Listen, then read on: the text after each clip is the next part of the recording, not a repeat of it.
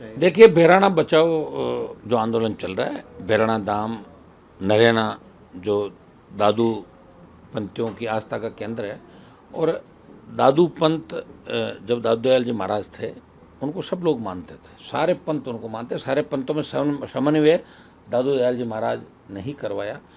और देखिए, बहुत से यहाँ मुगलों से लेकर बहुत से लोग आए, लेकिन दादू पंथियों की आस्था के साथ किसी ने खिलवाड़ नहीं किया। जो भारतीय जनता पार्टी की सरकार, जो साधु संतों के दम पे, गाय के दम पे, गाय को राष्ट्रमाता घोषित करने की बात करने वाली सरकार, दादू पंथियों के साथ जो कुठाराघात करी, 50 दिन से साधु गर्मी के अंदर हैं। और मैं कांग्रेस पार्टी पर आरोप लगाना चाहूँगा कि कांग्रेस पार्टी फॉर्मेलिटी करके और कह रही ये साधु हमें तो वोट नहीं देते, हमें इनसे क्या करना, क्या वोट का मामला थोड़ा ही है।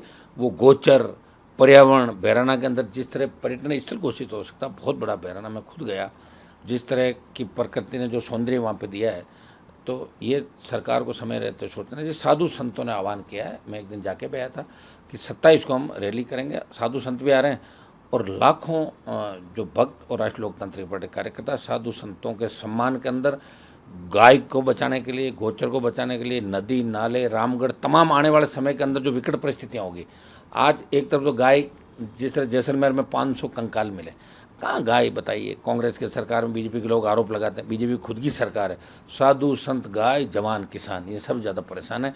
और साधु संतों के सम्मान में राष्ट्रीय लोकतांत्रिक पार्टी मैदान के अंदर है, मैं स्वयं जा रहा हूँ। देखिए, बहुत बड़ा ऐतिहासिक आंदोलन होगा राजस्थान में, इतना बड़ा आंदोलन साधु संतों ने और मिलके किसी पॉलिटिकल पार्टी ने आज तक नहीं किया।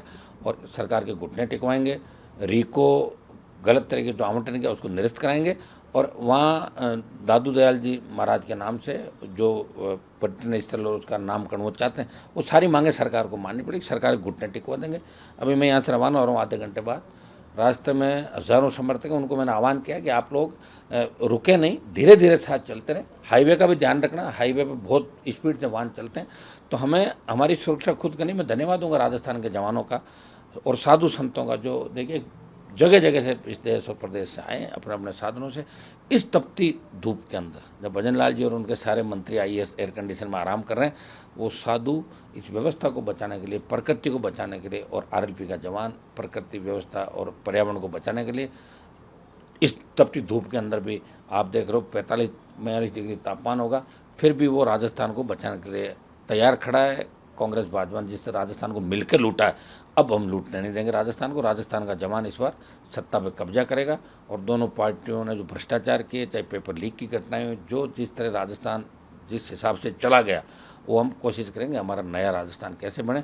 और पर्यावरण प्रकृति के साथ कतई खिलवाड़ नहीं होने देगी राष्ट्रीय लोकतांत्रिक पार्टी। हमेशा हर वर्ग, हर समाज के साथ खड़ी है, जिनको भी आवश्यकता होती है हम आगे खड़े मिलते हैं। और हमारे नौजवान पूरी तरीके से वॉलेंटियर के रूप में, छोटे भाइयों के रूप में प्रत्येक समाज को न्याय दिलाने के लिए, और आज तक 5-5 लाख की रैलियाँ हुई होगी, लेकिन हम आंदोलन के अंदर किसी तरह का लॉ एंड ऑर्डर आंदोलन नहीं बिगड़ने दिया हमने।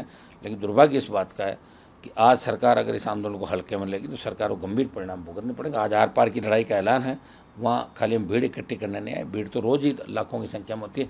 आज आर पार की लड़ाई है, या तो हमारी जीत होगी और या फिर हो सकता है आंदोलन नहीं होंगे। ये आर पार की लड़ाई का ऐलान हम करें। मैं जल्दी यहाँ से निकल रहा हूँ और 5 बजे के लगभग पहुँच जाऊँगा। बीजेपी के कई विधायक वार्ता करने पहुंचे थे, डिप्टी सीएम भी गए थे, कल भी रात को वार्ता हुई है। पता नहीं उन वार्ताओं से फ़ायदा क्या है।